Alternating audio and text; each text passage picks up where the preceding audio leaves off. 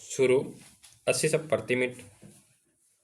दहेज शब्द अरबी भाषा के जहेज शब्द का हिंदी रूपांतरण है, जिसका अर्थ होता है भेंट या सौगात। भेंट में काम संपन्न हो जाने पर स्वेच्छा से अपने परिजन या कुटुंब को कुछ उपहार अर्जित करने का भाव निहित रहता है।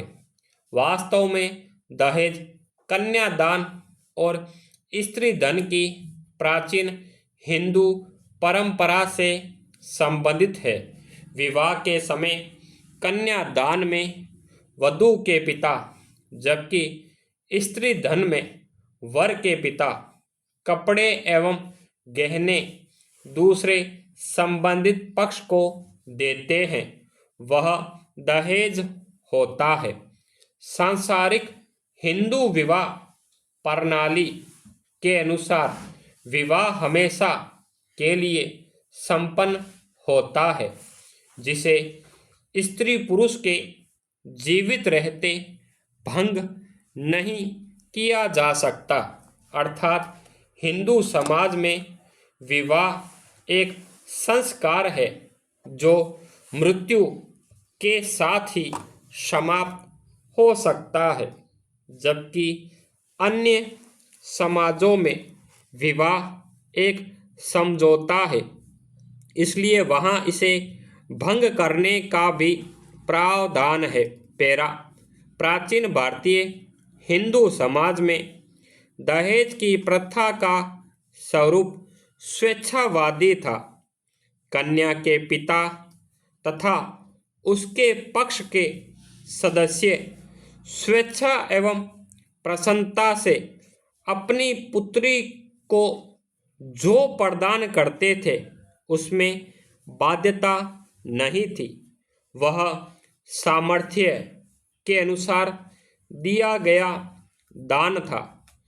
तुलसीदास ने रामचरितमानस में पार्वती के विवाह के दौरान उनके पिता हिमवान द्वारा दहेज दिए जाने का वर्णन किया है।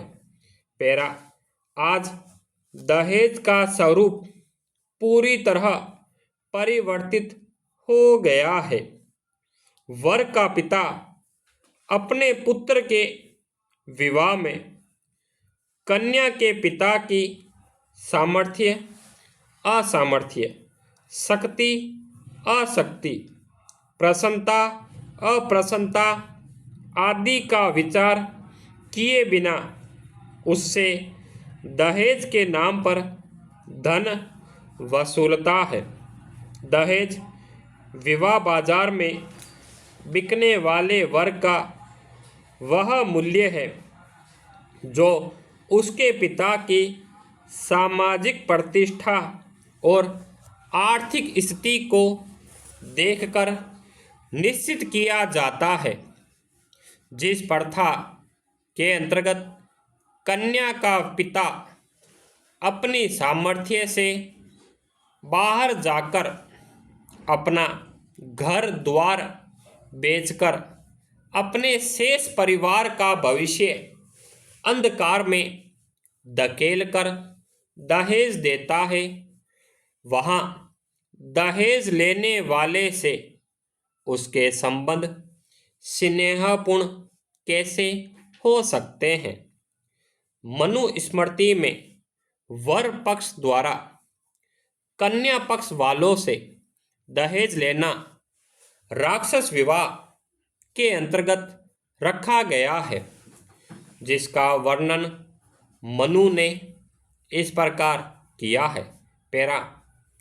अतः वर्तमान समय में दहेज प्रथा भारतीय समाज में व्याप्त एक ऐसी कुप्रथा है जिस के कारण कन्या और उसके परिजन अपने भाग्य को कोसते रहते हैं।